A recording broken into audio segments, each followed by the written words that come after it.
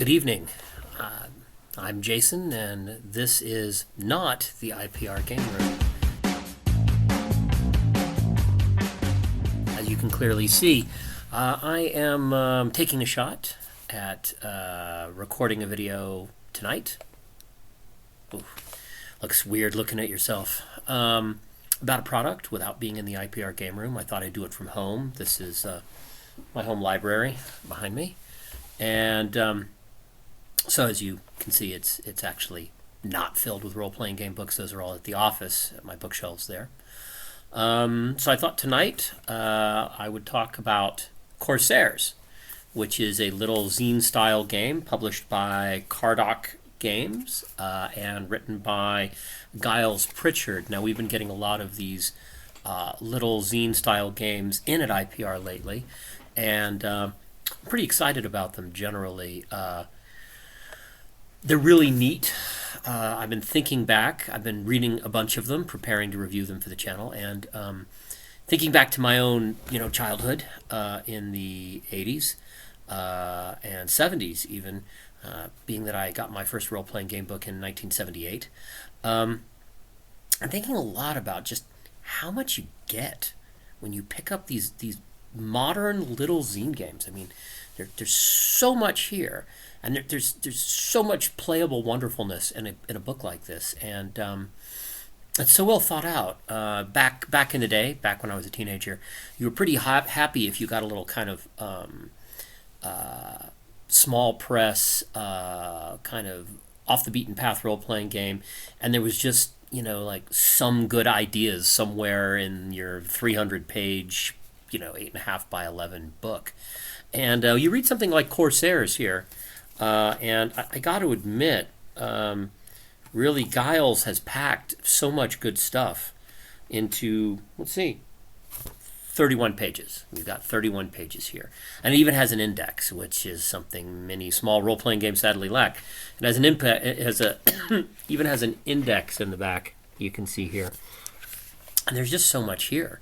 So Corsairs is a game about being essentially a sky pirate in a magical floating ship in an alternate world under which the oceans are molten lava, not water at all, and that there are islands floating above the molten lava in various places because they are held aloft by a highly valuable and mysterious metal that is also mined to make the floating ships, or was, because no one knows how to do it anymore. So every ship is kind of precious, be it a little sloop or a giant sort of man-of-war four-masted vessel. They're all sort of very precious and irreplaceable because this specially mined metal is what holds them aloft.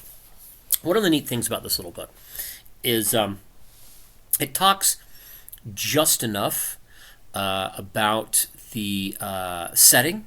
It's not a very setting-intensive book. It's more focused on other things, but it does have a lot of discussion of setting for an only like a 30-page book. But it's just interspaced here and there throughout the book. It's not like, oh, okay, here my first chapter is the setting, and so I'll read 50 pages of setting.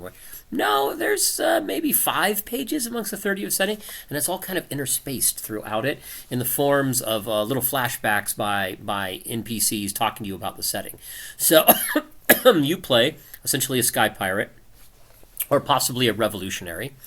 You're most likely a patriot of one of the little floating islands, which is the largest, which is sort of made out to be like the old pirate republic in the Caribbean, but the author doesn't really spell it out that specifically.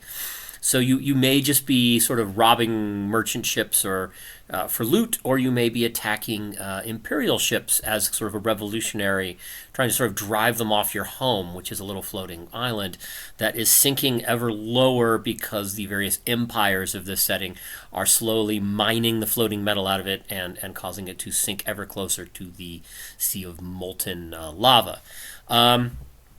But that's really not what most of the book is about.